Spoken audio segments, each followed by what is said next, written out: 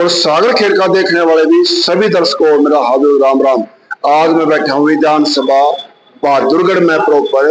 जो मेरे पास तस्वीर देख रहे हैं ये किसानों के मसीहा कहें, चाहे आप एडवोकेट रमेश दलाल बोले और प्यार से कोई तीसरा नाम और होता हो तो वो भी मंजूर है दलाल साहब को। आज चर्चा करेंगे विधानसभा बहादुर के चुनावी दंगल में इन्होंने ताल ठोक दी अपनी। आज इन्होंने ऐसे वंचित चेहरे ने जनता के मसीहा उन्होंने चुनावी इस अखाड़े में क्यों उतरना पड़ा, दो चार बात खट्टी मीठी कड़वी से लेंगे और आपके सामने रखेंगे। तो जास में ना गवाते सीधी सीधी मैं रमेश दलाल जी को आपसे रूबरू करता हूँ। तो सर जी नमस्कार जी, स्वागत है आपका हमारे चैनल पर। नमस्कार, आपके दर्शकों को, हरियाणा और देश की जनता को मेरा नमस्कार। दलाल साहब, आज जनता आपकी एहसान बंद भी मानती है, जगह जगह आवाज उठानी, धरने में रहना। कई कई दिनों तक हमने भी अपने चैनल के माध्यम से आपका चेहरा और कैंप दिखाया जो बताएगा 8 से 10 केजी वजन टूट गया था। आज ऐसे चेहरे को चुनावी अखाड़े में क्यों आना पड़ गया, जबकि आप लोग एक अच्छी खासी फैमिली से, जो वेल सेटल परिवार होता उनमें से हैं, जिसके पास कोविड की पावर भी है, हेल्थ लाइन से भी, डॉक्टर की पावर भी है, जिस घर में से आपको इस चुनावी अखाड़े में क्यों आना पड़ गया। जनता का मानना है फेमस और भी होना या सेवा भाव रखना या और कई नेताओं की तरह सूटकेस बना नोटों के, क्या बताना चाहेंगे दलाल साहब? देखिए, बहुत सारे लोगों का ध्येय होता होगा फेमस होना। मैं अपनी छोटी उम्र में पूरे देश में जाना गया। राजीव हत्याकांड की लड़ाई मैंने 1991 में लड़ी, तो 1991 को आज 33 साल हो गए और मैं 62 साल का। उस समय में था 28 का। तो 28 साल की उम्र में मैं देश के मीडिया में, अंतर्राष्ट्रीय मीडिया में जाना जाता था, तो मुझे प्रसिद्धि के लिए तो कोई जरूरत है नहीं। अब आपका एक कहना था कि जो लोग आपके एहसानमंद भी है, मैं इस बात से सहमत नहीं हूं। मैंने लोगों पर एहसान नहीं किया, अपनी जिम्मेवारी निभाई। समाज सेवी कोई बोलता अपने आप को, कोई बोलता मैं राजनीति के माध्यम से सेवा करूंगा। जिनकी सामर्थ्य क्षमता नहीं है वो सेवा क्या करेंगे। मैं उनकी तरह ये दावे नहीं कर रहा।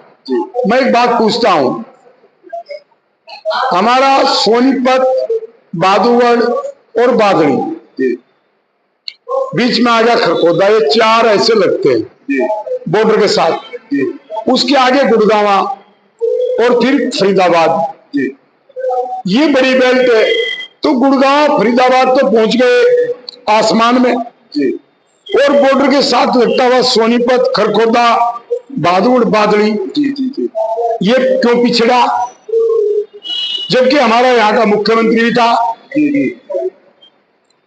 सोना तो विकसित हो गया। सोना बॉर्डर से कितनी दूर हम बॉर्डर पे बैठे, सोनीपत, खरखोदा, बहादुरगढ़, बादड़ी। सोना से विधायक बनाया धर्मवीर को मेरे भाई भूपेंद्र हुड्डा ने। कितना उन्होंने मास्टर प्लान का खेल, CLU,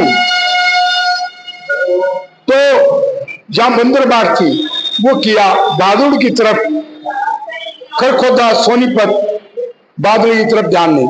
बादली की जमीन गई, किसानों को क्या मिला? रिलायंस को फायदा पहुंचाया। तो रमेश दलाल लड़ रहा है NCR में। ये जो लाइन है सोनीपत से शुरू होके जो यूपी की बागपत सीमा से सट के और जो गुड़गांव की सीमा तक है, इसके साथ भेदभाव हुआ। वो हर प्रकार का, अगर रोजगार का देख लो, व्यापारियों का देख लो, किसान का तो है ही, गरीब का देख लो। गुड़गांव में जो विकास हुआ, जो भूमिहीन गरीब है उनको फ्लैट मिले प्रधानमंत्री आवास योजना में। सोनीपत से लेके बादली तक क्या मिला? नहीं मिला। जो गरीब है, गांव का है, शहर का है, और व्यापारी, हमारी जो मंडी थी बहादुरगढ़ की सबसे पुरानी अनाज मंडी, उसमें कोई व्यवसाय नहीं है। मंडी टूट गई, हमारे व्यापारियों को क्या सौगात दी, कौन सी योजना आई। तो भादुड़ में से यदि रमेश दलाल बना तो वो हरियाणा की आवाज तो बढ़ेगा ही, लेकिन एनसीआर में सोनीपत से लेके, जिसमें कई विधानसभा पड़ते हैं, सोनीपत, राई, खरखोदा, बादुड़, बादली और इसके साथ लगता बेरी और झज्जर, इनकी तो एक आवाज जो है वो कम से कम ये 8 विधानसभा हो गई, इनकी आवाज और कौन बनेगा। आपने ये विधानसभा बहादुर क्यों चुना सर? जैसे आपने बताया कई हल्कों में कमजोरी है, बीमारी इस चीज को जो हल्के को नोच नोच के खा रहा है, जैसे आपने बताया है, ये बहादुर क्यों चुना सर आपने? बहादुरगढ़ बहादुरों का गढ़ है और मेरा घर है। घर से मैं आशा करता हूं कि बहादुरगढ़ मेरे लिए भगवान है और मैं बहादुर का पुजारी। बहादुर मुझे अवसर देगा तो बहादुर की 36 बिरादरी का धन्यवाद पूरा हरियाणा और देश करेगा, क्योंकि आज रमेश दलाल जैसे प्रतिनिधियों की विधानसभा और संसद में जरूरत है। जी। हर आदमी में समाज सेवी हूं, गुलाम प्रवृत्ति के लोग पार्टियों का बस्ता उठा के और ऐसे लोगों को टिकट देते हैं जो नेता और पार्टी के प्रति वफादार हो, जनता के प्रति नहीं। रमेश दलाल की वफादारी जनता के प्रति है, कानून के प्रति है, संविधान के प्रति है, समर्पण है, वो चीज उनमें नहीं। तो बहादुर इसलिए मैंने चुना कि बहादुरों का गढ़ वो उस बात को समझता है और अब की बार मुझे विधानसभा में भेजेगा, ताकि बहादुर ही नहीं, ये एनसीआर का एरिया नहीं, पूरे हरियाणा में एक अलग सोच पैदा हो।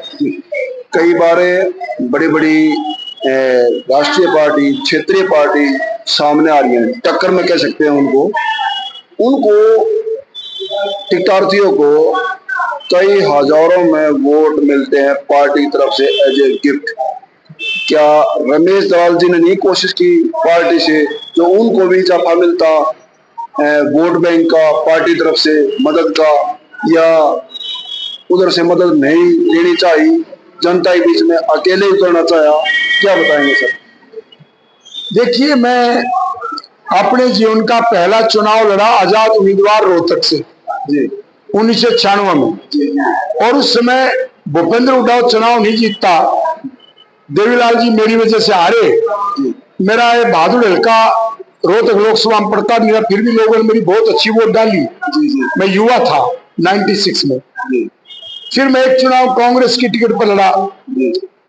राजीव हत्याकांड में एक कांग्रेसी नेता और पूरी कांग्रेस पार्टी का कोई योगदान नहीं, सबको मालूम है। जो टेररिस्ट थे, आतंकवादी थे, उनके खिलाफ लड़ा रमेश दलाल, और उसको रमेश दलाल को कांग्रेस पार्टी को प्रमोट तो करना चाहिए था मुख्यमंत्री, और उसका टिकट भी काट दिया।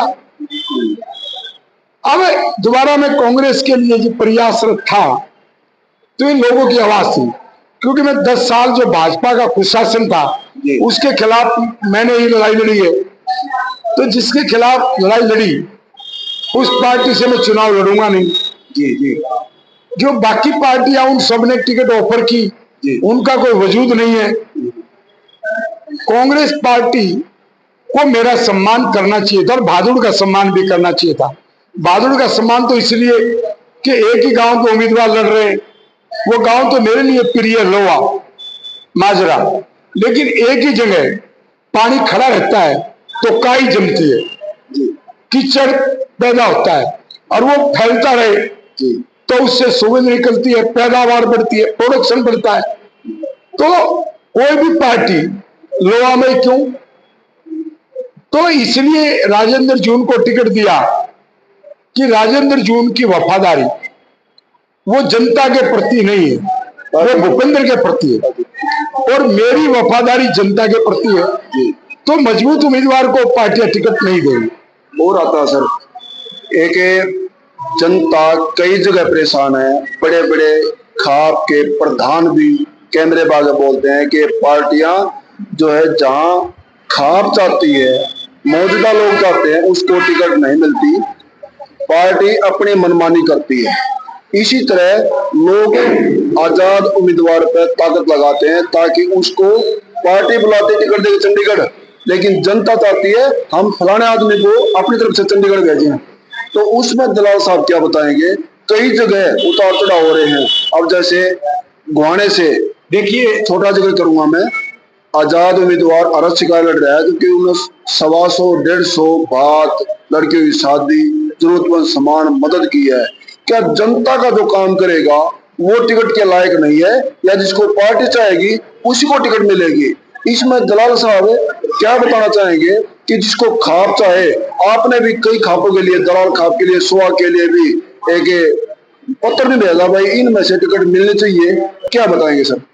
देखिए, मैंने ये घोषणा की थी कि भादुड़ में लोहे से हटके किसी भी ब्राह्मण से वाल्मीकि को टिकट दे दो। जी जी जी। हमारे भादुड़ का बनिया होता, जाट होता, ब्राह्मण होता, बैकवर्ड होता, दलित होता, किसी भी पार्टी ने लोगों की नहीं सुनी। हर्ष शिकारा चुनाव लड़ रहा है, मजबूती से दावा पेश किया है, जी जी। मेरे भादुड़ का ही है जी। तो उसको भी टिकट मिलनी चाहिए थी। जी जी। अब ये टिकट इसलिए नहीं मिलती, मैंने बताया जो जनता की बात करेगा वो कभी भी उसको पार्टियां टिकट नहीं देंगी। सिर्फ पार्टी की सौ टिकट देंगे? पार्टियां उस व्यक्ति को टिकट देगी जी। जो सिर्फ और सिर्फ नेता के प्रति वफादारी हो, उस समय उसका जो नेता है। उदाहरण के रूप में हमारे भादुड़ में भाई भाई ने झगड़ा करवा दिया। जी। भाई तुमने नरेश कौशिक की टिकट काटनी थी तो भादुड़ में और किसी ब्राह्मण को देते। जी जी। दिनेश कौशिक को क्यों? जी, उसके भाई को। और राजेंद्र जून के पिताजी 3 चुनाव लड़े 15 साल कांग्रेस पे। जी। 4 बार ये पहले कांग्रेस पर राजेंद्र जून ने लिया, 5वीं बार अब, तो दोनों का कार्यकाल 8 हो गए, 40 साल। तो बाकी भादुड़ कहां जाएगा? जी बिल्कुल। तो जो आपने कहा खाप जो है, जी। खापों का अपमान तो सभी पार्टियों ने किया है जी। और करती रहेंगी। तो खापों को भी मजबूत होना चाहिए। और मैं तो सौ समाज की बात करूंगा, हमारे व्यापारी भाई हैं, उनकी कौन सुन रहा है? भादुड़ में तो फिरौती है, वसूली है, जो वसूली के ऊपर नेताओं की मिली भुगत होती है। ज्यादातर हमारे यहाँ के नेता जो भादुड़ के हैं वो 10वीं फैल आसपास है। उनको कानून की समझ नहीं, सामाजिक बात करनी नहीं, वो पैसे इकट्ठा करना, नेताओं को देना, चुनाव लड़ना।